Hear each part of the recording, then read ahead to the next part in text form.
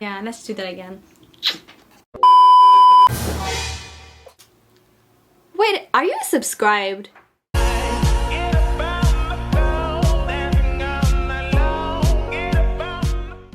Hey guys, welcome back. What's up? How y'all doing? So last video was about the weird traditions that go on in China, and I told you that I might make a video about the UK. This is the video.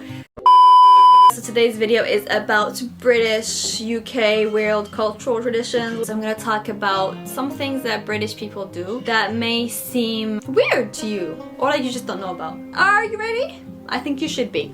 Let's get into it.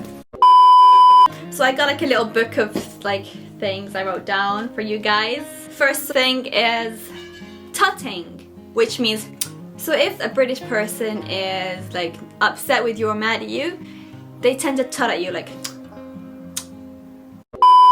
Queuing is important. So making queues is important. So if you make a queue and someone jumps in front of the queue, it's not acceptable in the UK. Like they're like the whole people waiting for that, for example, to go to the bank. They're gonna like attack that one person and be like, yo, get back to the end of the queue. We've been waiting all day here. Like, you know, no nonsense from them. We really like queues actually. Seeing a queue, like we like post it online. Yeah, there's a queue here in the bank. Look how cool that is. People like queues. Tea. British tea with milk in. It's really popular, and the fun fact is actually 150 million cups of British tea are consumed per day. 150 million. Yes folks, 150 million. Constantly apologizing. I actually brought this back with me. If somebody bumps into me, I'm like, oh sorry, my bad. They bump into me and I'm saying sorry, and it can get like so bad until like you might actually walk into your own cupboard or walk into the own table like, oh sorry. That's how used to we're saying sorry. We say sorry for everything. Sorry, can I ask you something? Anything. Sorry. Constantly apologizing.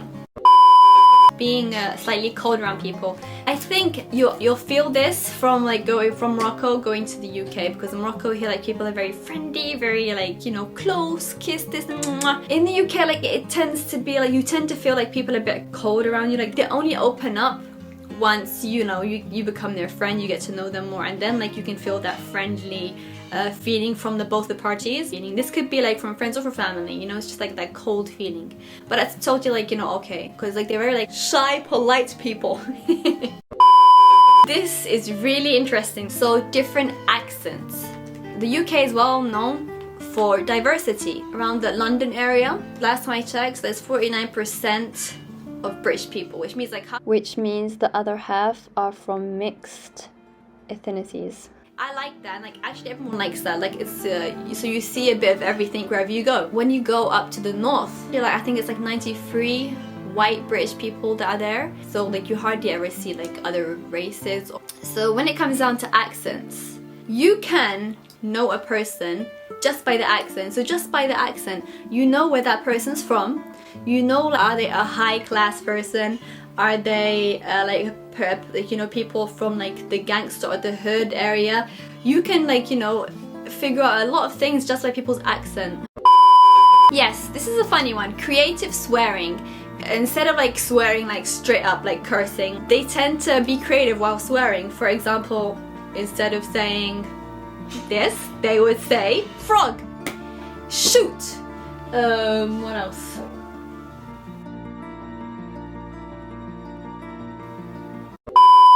X's in messages. So at the end of a message, instead of saying like love you or see you later, we use XXX, which means kiss, or X0X0, kiss, hug. X's and zeros at the end of the message are very like common in messages like texting and whatever, and yeah, it's just a way of showing love. Kiss, hug. Another thing is people say sweetheart, babe, darling, love. It's not like they don't use it in a way to, you know, like, you know, be kind of sexist with you or like try to attract you or try to get your attention. No, it's just a way of them speaking. If you order something and the guy at the shop's like, here you go sweetheart, take it, like it's totally like normal. People who are not used to hearing that would be like, he's trying to hit on me. No, it's just them. Customer service there is super dope, like they're really kind and friendly. Here you go darling, sweetheart, here's your cup of tea. I actually like it, it's very nice. Next, people are very, very indirect. So for example, I'll be like, do you like my hoodie? And they'll be like, well, it's not my cup of tea. It's interesting. Yeah, it's okay. Anything just not to offend you. So like they won't be like straight up, I don't like it. Nah, it doesn't look good on you. It's very interesting. That's how they answer. Another thing, fake tanning. Fake tanning.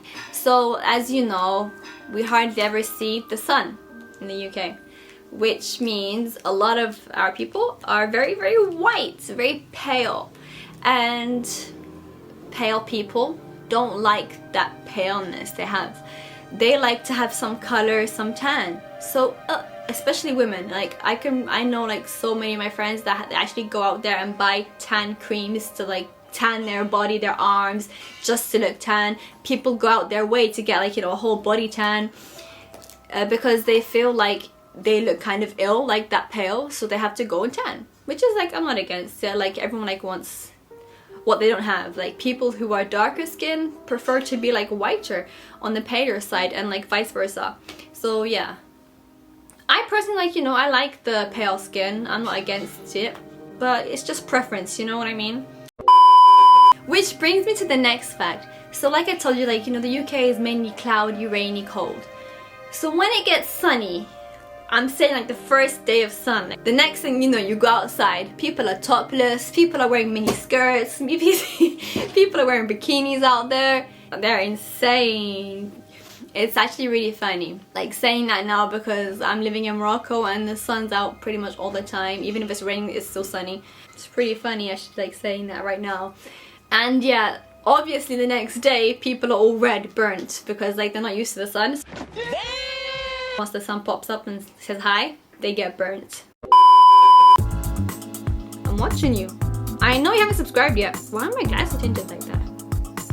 Thank you for subscribing.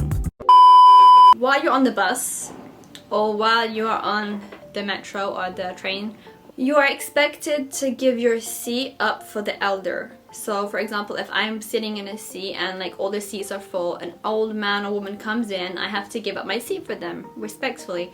Same goes for pregnant women and same goes for disabled people, okay? In these cases, it depends on the age. So for example, the train is like packed and full, right? There's me in my 20s, a guy in there his 50s and a guy in his 30s, right? If an old woman comes, I'm the one expected to stand up and give the old guy his place, okay? Why? Because supposedly I'm the youngest, I'm the most fit, the most energetic. It took me time to understand this too, but yeah, that's what it is. And yeah, and if you don't give up your place, a lot of people will start tutting at you like, and if they gain enough courage to speak up, they'll be like, excuse me, can you let that lad sit down? Can you let gentleman sit down, please? Yeah. They'll replay that scenario the whole week in their head just to like, you know, calm the adrenaline down. If you are invited over to a dinner, to someone's house, you are expected to bring a gift. If that's a bottle of wine, if that's flowers, if that's chocolate, you have to bring something, you know? If you don't, it's not like wrong or a mistake, it's just you kind of get judged or it's like spoken about after. It's just preferable to bring a gift. People who hold the door open for you, they are waiting to hear a thank you. If you don't say thank you, they're gonna tut at you again like, why did I just do that? Like, disrespectful. Don't leave that person hanging like that for nothing. Thank you is important, really important.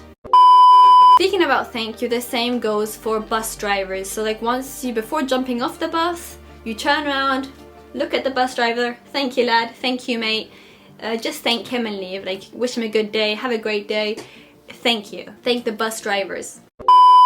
A lot of tourists don't understand this. This is standing on the right side of an escalator.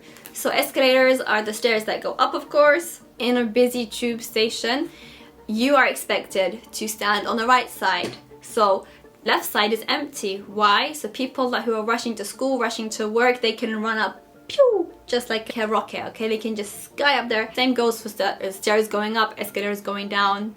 It's the same thing. You have to stand on the right side. And if you're standing on the left side, you know, someone's rushing up and you just stop them, they're gonna like confront you, like, please can you like go to the right side, like I'm in a rush. Or obviously tada you. This is a really funny one, guys. We are terrified of wasps. Terrified. This could be like a really big lad sitting down at a bar drinking a really big cup of beer. Drinking his cup of beer. Just imagine the scenario, you know, puffed up guy drinking his beer outside. Once he sees a wasp, trust me, he'll be fighting and screaming like no other. And this happens to everyone, not only men, women. Once we see a wasp, we have a panic attack. We start doing this and this and this just to get that wasp away. At 18, you're expected to leave your parents' house. If that means move out, live your, like, build your own life. If that means go to university and stay university until you get like your degree. At 18, very young, you're supposed to leave and build your own life, which is the opposite in other countries. For example, Morocco, people stay with their parents pretty much until they get married. And I see more of people here now leaving their houses like earlier, living on it by themselves and being independent, which is super dope. We are like slowly getting influenced by the Western culture. And people in the UK also, like after university, some people do tend to go back to live with their parents. Yeah, it's just like an expectation, like, you know, you're 18 years old, independent, they kick you out of the house. Get out there, build your own life.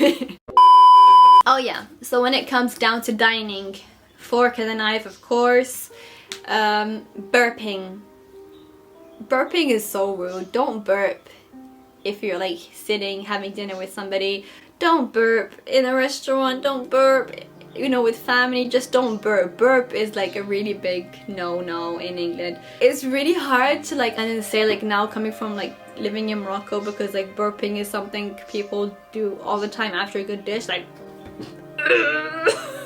But yeah, in the UK, like, even if you do like feel the urge to burp, just like close your mouth and like burp in silence, or just like, you know, go to the toilet and burp. I don't know, just don't do it like around people. It's just really rude and disrespectful. They will definitely take it some kind of way. By the way, that's all, folks. I hope you enjoyed today's video. I love you, people. Sending a lot of love and kisses, and see you next time. Peace out.